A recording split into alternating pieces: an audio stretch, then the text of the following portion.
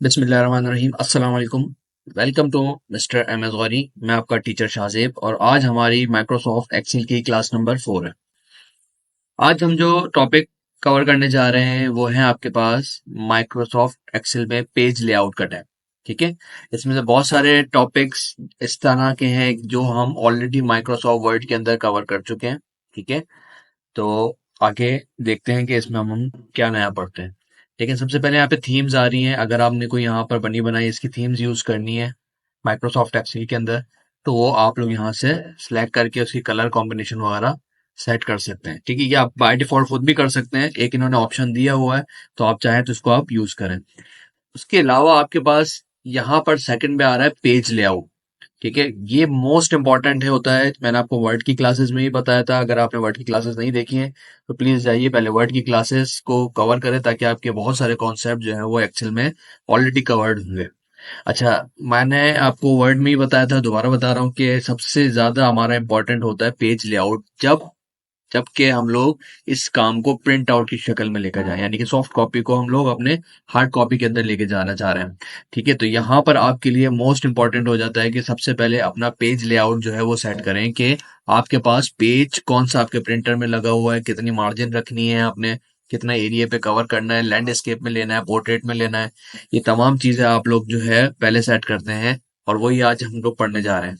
देखिए, for example आपके पास सबसे पहले आप ये चेक करें कि कौन सा पेपर आपके प्रिंटर में लगा हुआ है। मैंने ए फोर ले लिया। ओरिएंटेशन ये आपके पास इंपॉर्टेंट कब होती है, जब आप अपना डेटा जो है वो बनाना शुरू कर देते हैं। फॉर एग्जाम्पल अगर आपका डेटा वर्टिकल फॉर्म में ज्यादा है, ठीक है, यानी कि टॉप टू बॉटम जा रहा है, तो वहां पर आप लोग पोर्ट्रेट लें।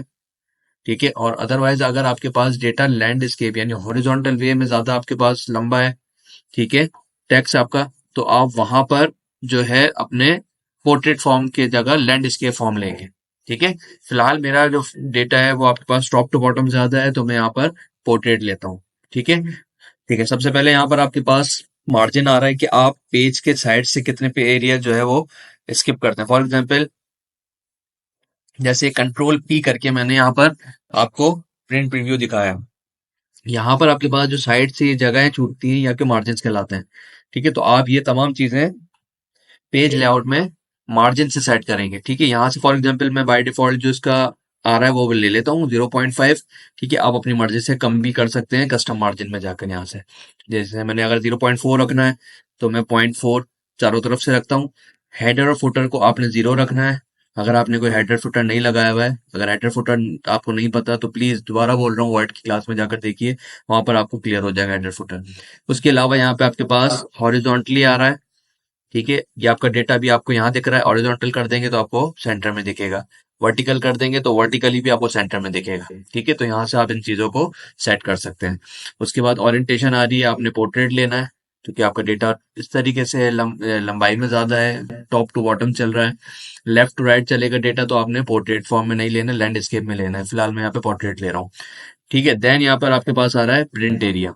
Select an area on the sheet you would like to print, यानी कि आप जब मैं इसको प्रिंट के लिए देख रहा हूँ, ठीक है, तो आपको ये कंप्लीट डेटा दिखा रहा है। ठीक है, तो क्या मैं अगर प्रिंट एरिया पे क्लिक करके, ठीक है, फिर लेता हूं, तो आपके पास क्या अलग आएगा। ठीक है, तो उसके लिए मैं क्या करता हूँ, फॉर एग्जाम्पल मैंने इतना एरिया सिलेक्ट किया, ठीक है, फिर और यहाँ पे इस पे क्लिक कर दिया सेट प्रिंट एरिया। ठीक है, अच्छा, अब यहाँ पर देखें आपको पूरा डेटा नहीं दिखा रहा।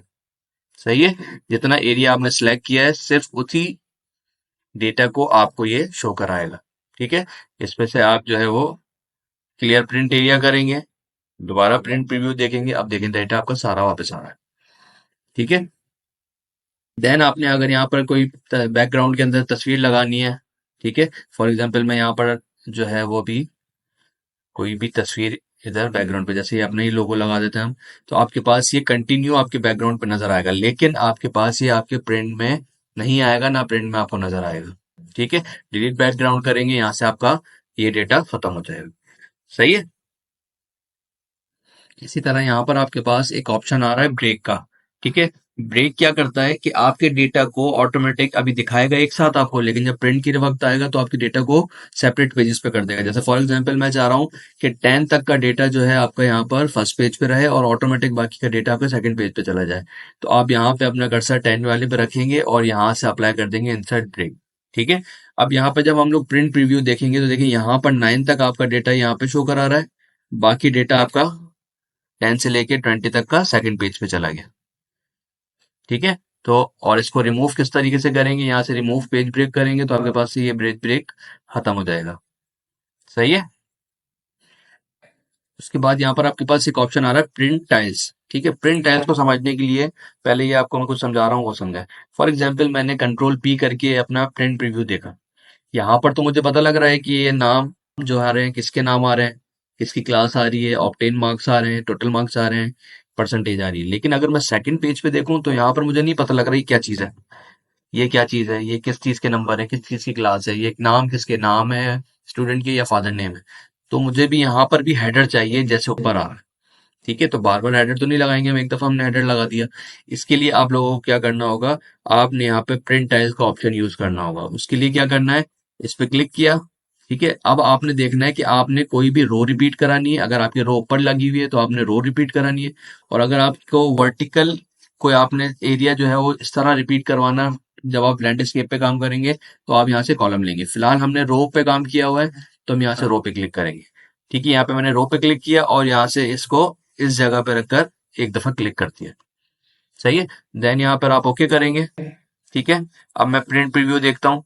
अभी हम किस पेज पर मौजूद हैं, पेज नंबर 1 पर, और आपका ये डेटा आ रहा है। अब मैं जैसे ही यहाँ पर पेज नंबर 2 पे क्लिक करूंगा, देखें आ गया हेडर। सही है, तो ये है आपके पास प्रिंट टाइल का ऑप्शन।